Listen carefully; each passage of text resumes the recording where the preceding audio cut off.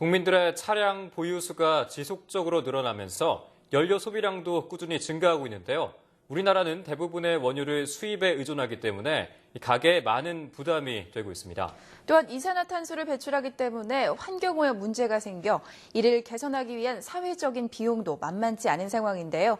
그래서 오늘은 사이언스 앤 카에서 자동차 연비에 대해서 알아보도록 하겠습니다. 라이브인 박선욱 이사 스튜디오에 나와 계십니다. 안녕하세요. 네, 안녕하세요. 네, 현재 우리나라에서 소모하는 자동차가 소모하는 유류량 어느 정도인가요? 네, 2010년 한국석유공사 발표 기준 자료에 따르게 되면 한 해 공급된 기름의 양은 약 7억 7,800만 배럴입니다. 2012년 기준 발표 자료에 따르게 되면 약 8억 2,700만 배럴 발표가 되었는데요. 연간 약 2,500만 배럴로 소비하고 있고 증가와 더불어 매년 3% 이상으로 증가하고 있는 추세입니다. 약 78억 리터를 매년 더 소비한다고 보시면 더 쉽게 이해되실 것입니다. 그리고 규모는 향후 지속적으로 증가할 것으로 예상되고 있습니다. 네, 그렇군요. 네. 그 자동차에 사용되는 이제 연료가 뭐 휘발유도 있고 경유도 있고 이런데 주로 우리나라에서는 어떤 연료가 가장 많이 사용되고 있나요? 네. 차량에 사용되는 연료는 휘발유, 경유, LPG입니다. 사용 비율로 보게 되면 휘발유 약 23%, 경유 45%, LPG 32% 정도의 비율로 사용되고 있으며 버스에 사용하는 CNG 천연가스를 제외하고는 거의 대부분을 차지하고 있습니다. 네.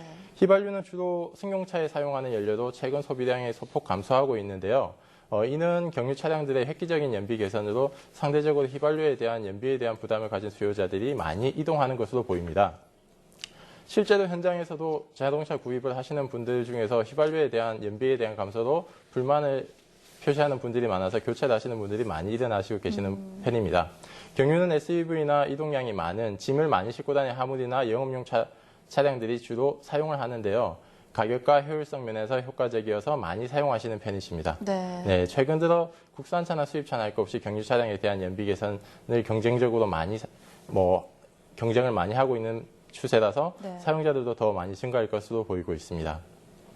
네, 그 다음에 LPG 차량인데요. 화물이나 SUV 영업용으로 주로 사용하고 있는데 가격에 대한 메리트가 매우 커서 2011년 11월부터 법 개정으로부터 LPG 차량에 대한 일반인의 구매가 가능한 점도 휘발유 소비가 줄어든 요인이 되겠습니다.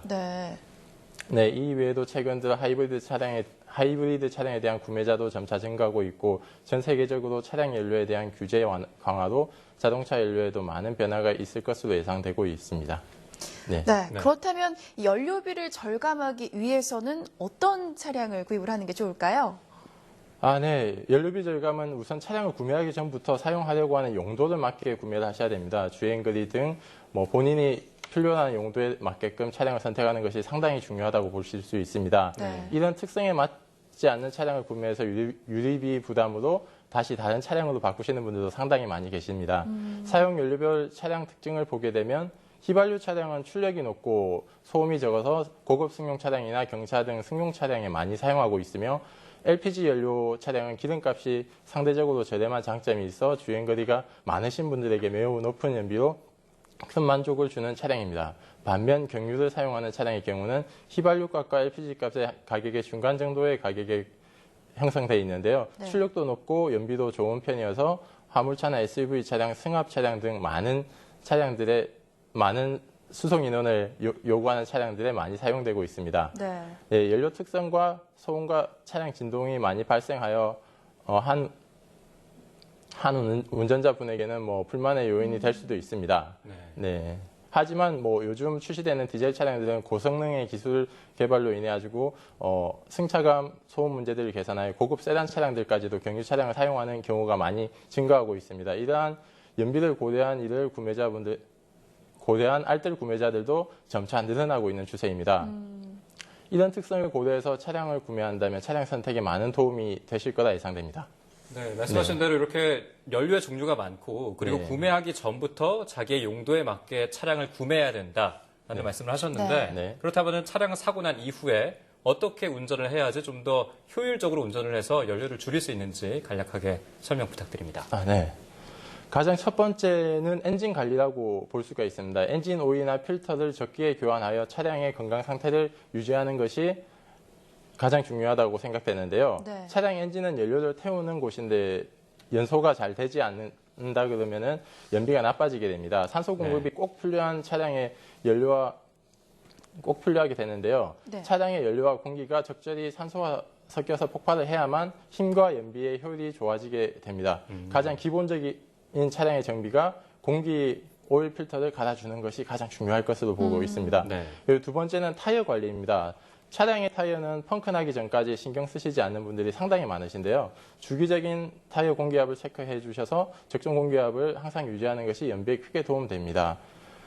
그리고 이렇게 차량 관리 및 정비로 연비가 개선되기도 하지만 가장 기본적인 방법은 운전자의 운전 습관입니다. 운전 급가속, 급정거를 하지 않는 것이 좋습니다.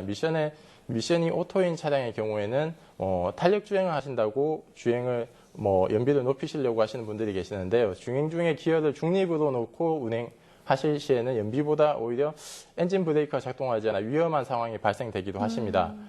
미션에 손상도 생기게 되는데요. 주행 중 엑셀을 발을 뗐다 밟았다 하는 반복하시는 부분도 있는데 시내 주행에서는 도움이 되실 수도 있지만 고속 주행일 때는 고정 RPM으로 차량을 유지하시는 것이 차량 연료 절감에 조금 더 도움이 되실 것이라고 생각되고 있습니다. 네, 연비를 향상시킬 수 있는 방법, 엔진 관리 그리고 타이어 관리를 들 수가 있는데 그렇다면 이 운전을 할 때 우리가 알게 모르게 또 이 연비를 감소시키는 부분도 있을 것 같은데요. 어떤 것들이 있는지 또 유의해야 할 점도 알려주시죠. 네. 연비를 나쁘게 하는 요인들도 여러 가지가 있는데요. 자동차에 불필요한 짐들을 싣고 운행을 한다면 그 무게만큼 연료가 더 소모가 되게 됩니다. 계절이 지난 스포츠 레저 용품들, 자녀들의 운동기구들을 무관심하게 싣고 다니는 경우가 많은데요. 차에는 필요 없는 물건들은 빼고 다니시는 것이 좋고요. 두 번째로는 차량의 무분별한 튜닝입니다. 차량의 규정 법령을 위반하는 차량들도 많아지고 있고 각종 전자장비 등 착화 등으로 많이 설치를 하시게 되면 배터리 수명 및 연비에도 좋지 않은 영향을 주고 있는데요. 네. 또 한 가지는 규정에 맞지 않는 타이어의 휠 인치업을 하게 되었을 때는 연비에 상당히 안 좋은 요소를 가지고 있습니다. 네. 인치업을 하게 되면 차량의 바퀴가 무거워지게 되는데요. 구동할 때 더 많은 에너지를 필요로 하기 때문에 무분별한 튜닝은 가급적으로 자제하시고 꼭 필요한 경우에는 전문가와 상의하시기를 권해드리고 있습니다. 네, 저도 운전을 자주 하지만 여러 가지 유용한 정보를 주셨던 거 너무나 감사드리고요. 또 말씀하신 대로 사용하는 목적에 따라서 자동차를 구매하고 또 활용해야 된다는 것. 네, 그 말씀 감사합니다. 지금까지 라이브인 박선욱 이사였습니다. 오늘 말씀 감사드립니다. 네, 감사합니다.